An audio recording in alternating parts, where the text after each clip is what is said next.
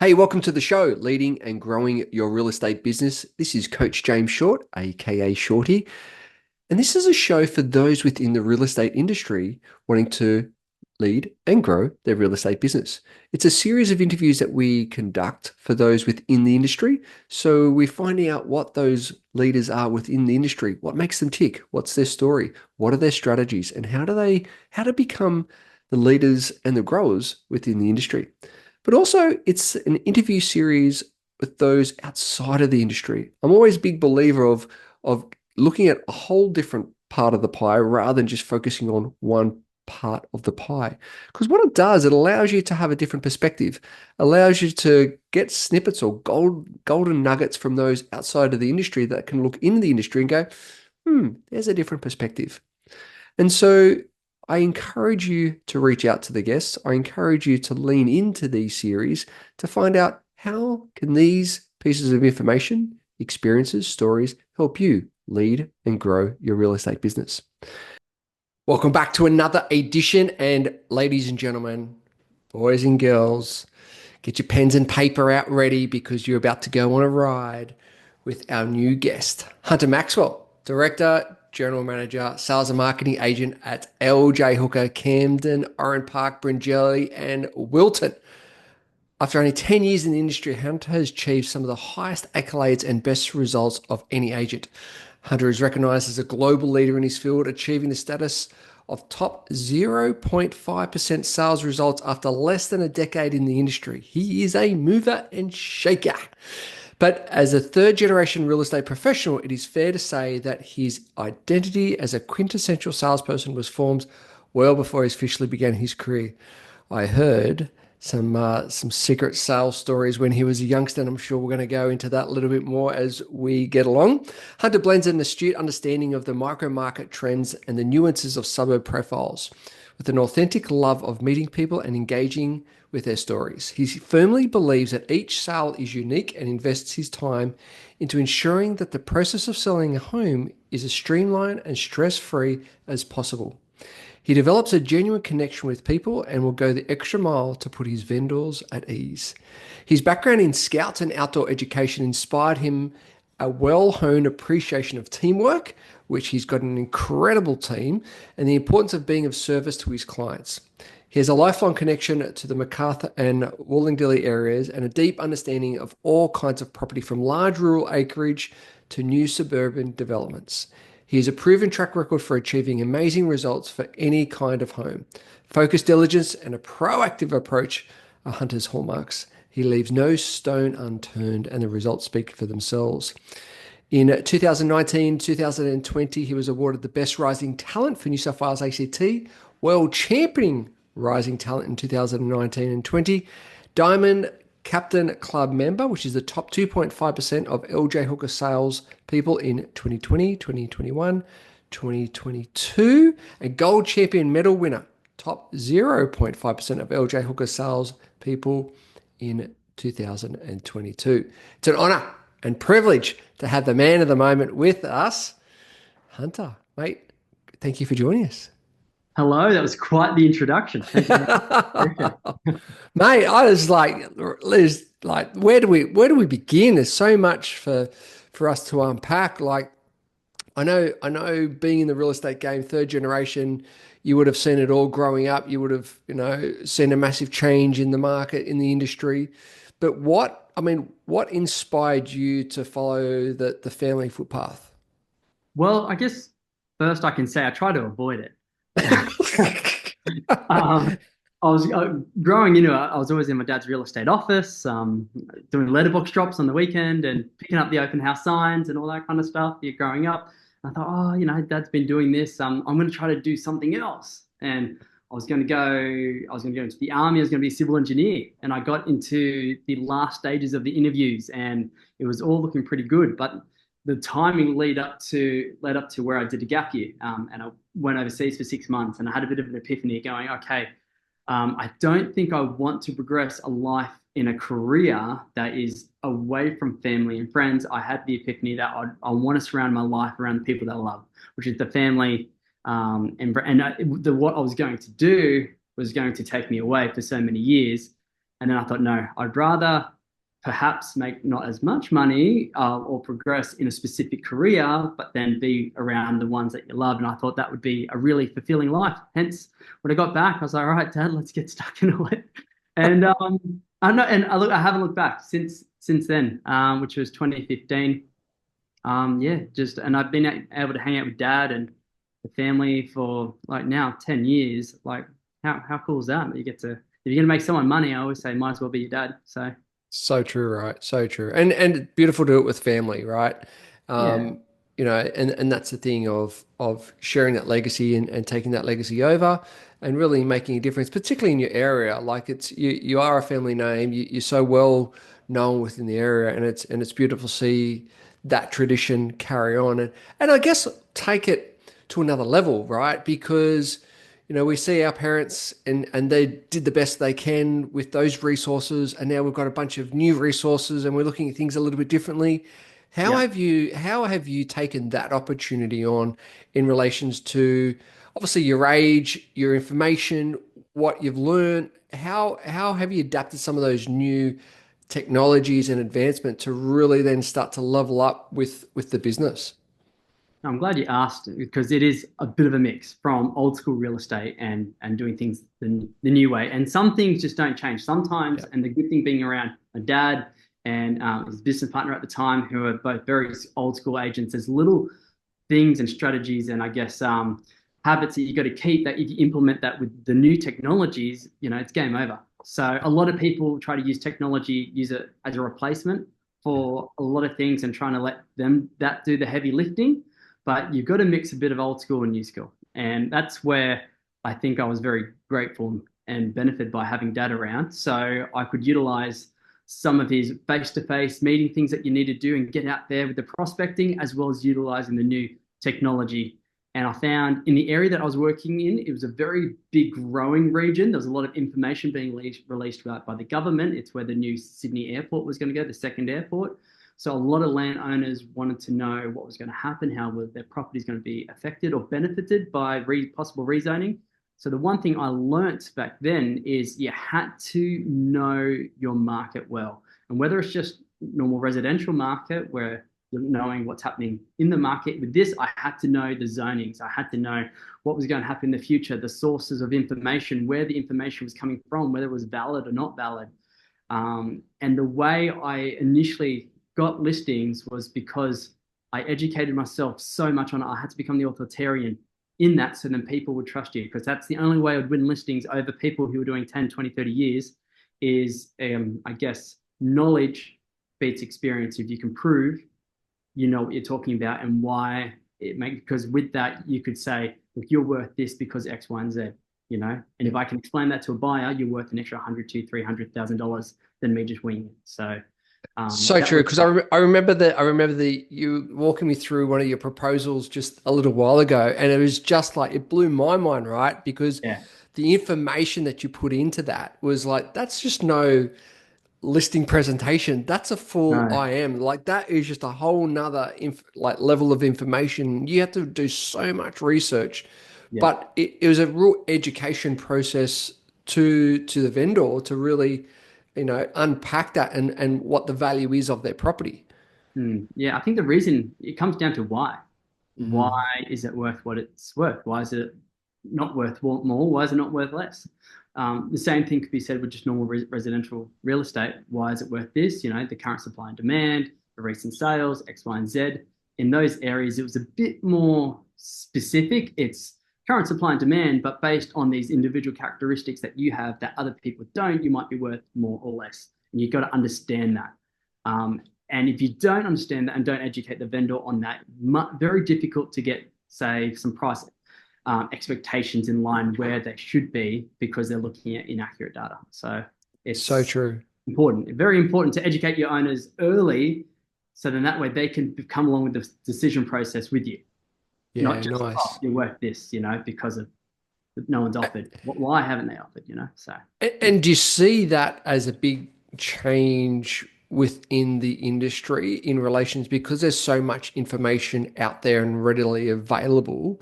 Have you seen that as one of the big changes in the industry? And what else have you seen over the last 10 years as some of the big changes within the industry?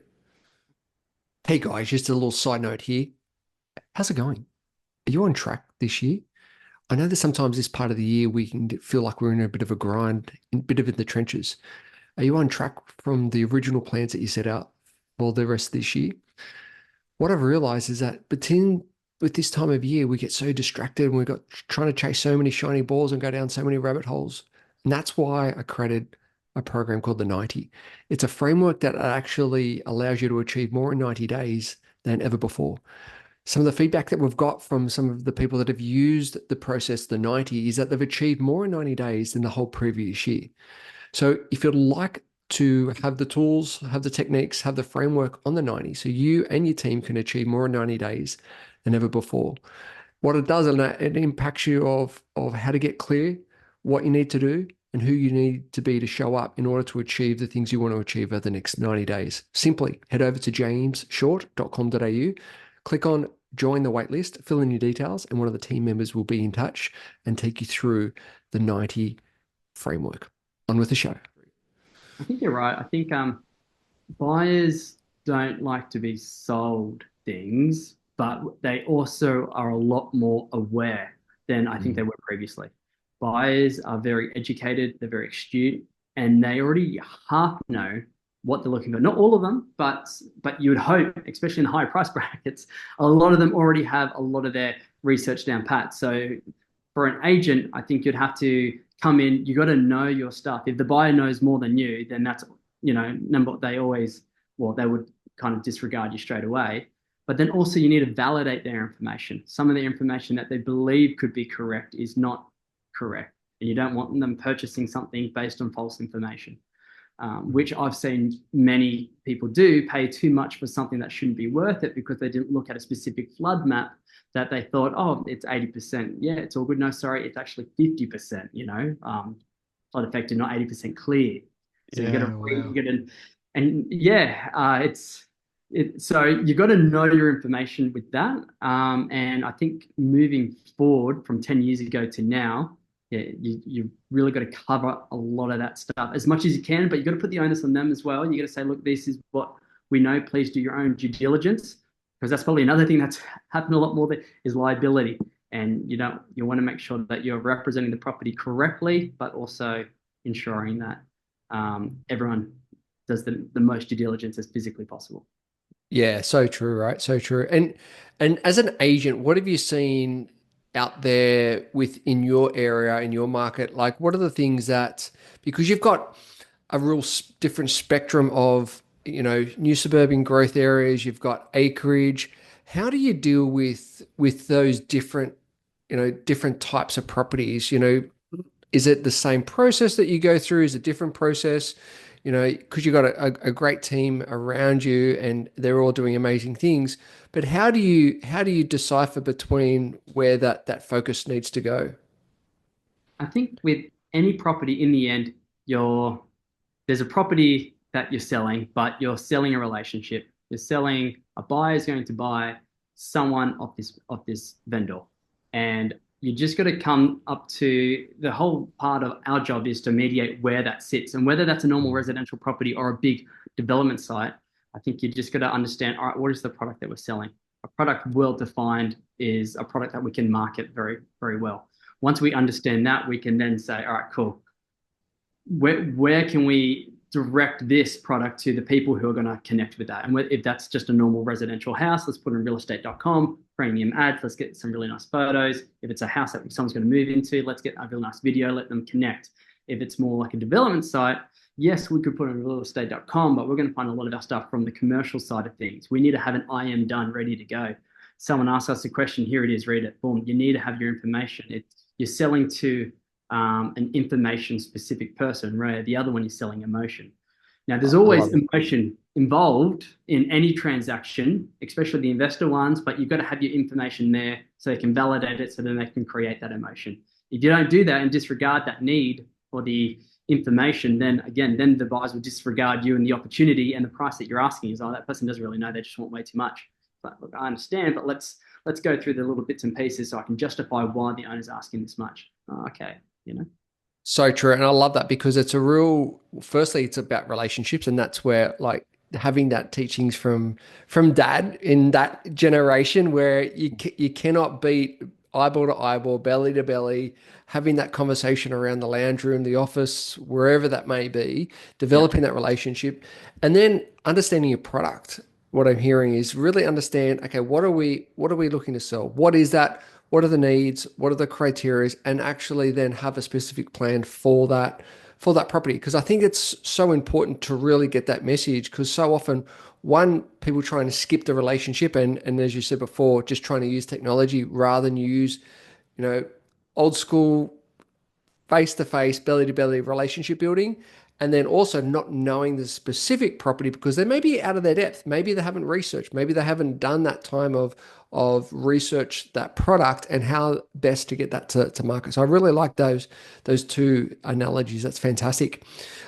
What about yourself? I mean, you've been on an awesome journey, awesome growth for yourself personally and also the business. What have you learnt the most about you and your own journey over the last 10 years? So I guess I've gone through a bit of a wave. So I started in property management, and then being the son of the business, I became, say, the business associate. So like a tradie in a traineeship, I was just around. I was a sponge. I was just learning everything from. We had about 4 or 5 different agents at that time. I was just the young guy that I was doing a bit of everything. When I started into the sales, 2018 hit. I was 3 years in. A bunch of sales left and the market shifted. I remember dad turning to me once and dad said, "Look, Hunter, I really need you to make sales or we're not going to have a business." I was like, "Oh, okay, cool." I was doing bits and pieces, but I wasn't a full salesperson at that point. I was more helping everyone when people left, and I had to just step up. Let's talk about being thrown in the deep end. It was, hey, that's what makes us for who we are. I ended up going, all right, cool. There's no turning back. Let's go. Let's get this done. And that I think really started my journey in the sales of really mastering that craft because of, I guess, necessity. But having dad there for support was really, really good. And then that kind of grew into growing up your database and becoming trying to get number one in the area and really doing a lot of sales. And then at that point in my life, I was in my early 20s and I thought, let's buy a house and spending all that. And then life happens, adult stuff, bills. And then I think at a point where I did a pretty big year in 2022. Quite a few agents did. It was a big year for a lot of us. And then it started to retreat a little bit. I kept doing things, but I became very interested in systems because I found a lot of things that I was doing was a lot of manual things that I think the business itself could be maybe doing better. And then how can we get this business to support our other team? And since it's a family business, I've kind of always been around dad and seeing how he directs it. So in the later years, I've started to step out a little bit because I found I had a big, I think I got a love for business. And I think there's a lot that I can do to really make things better for everyone, not just for me. So in the past year, I took a step back from selling, still doing a few bits and pieces, but handing out a lot of the leads that I had so that I can really focus on, let's make this business not good just for me, but we've got about 20, 23 staff. How can I make all 23 staff, really, really good? And that I think has been my biggest passion and motivator because as soon as I know that, all right, cool, we've got 20 people that are relying on this business to be their lively income, how can I make this the most positive and best thing ever so then everyone can win? And that's the journey that we've been on. And that's where, we've engaged yourself, James, and to really help me with that so I can keep myself accountable for why I'm doing it. And that's, let's make a business that everyone who's part of it can be proud of and everyone's doing really, really well. So that's kind of been my evolution from doing the sales, and I understand it all, starting with PM, doing the sales to, all right, look, let's look at this whole business holistically and how can we just make it better? How can we raise the bar? So Love it. that's Love my, it. It's so true. That's so my true heart. because it's seeing you grow and expand on that leadership and on that guiding the ship. It's been so phenomenal to watch, and raising everyone, raising the standards, raising the expectations, but also sharing the vision. And I think that's super important. And the clarity that you're doing that with is phenomenal to watch. What does then that vision look like over the next 12 to 24 months? What's on the horizon for you? Well, the next 12 to 24 months, I think it's going to be a big time of growth. At the moment, the business is working as it normally would, but I think the business can get to a point where it's performing so much better than consumer expectations.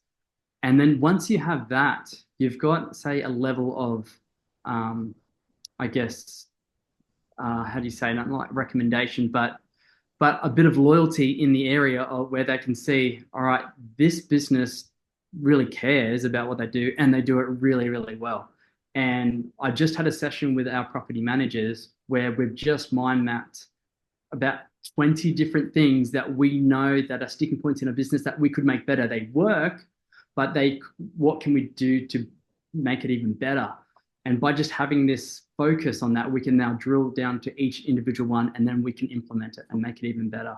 So then my goal is for when a landlord comes in, they go, oh, wow, like I wasn't expecting that, but this is the service I was expecting and this is what I got.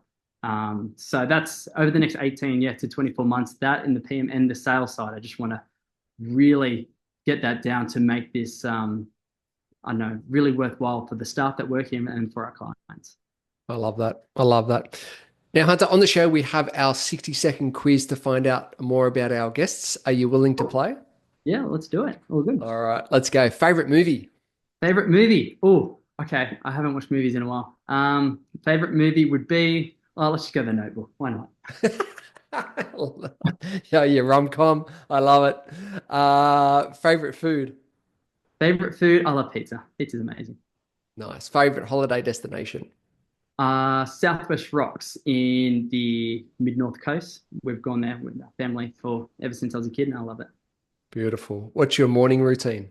Morning routine is get up at 6, go for a run, do some weightlifting training, and then make breakfast. And about that time, that's when my daughter wakes up, and we have breakfast together and get ready for work, and off we go. Nice. What about your evening routine? Evening routine is entertain my daughter until it's 10 o'clock and it's time for bed, and we all go. Oh, I love it. I love it. What about, do you have a most embarrassing moment?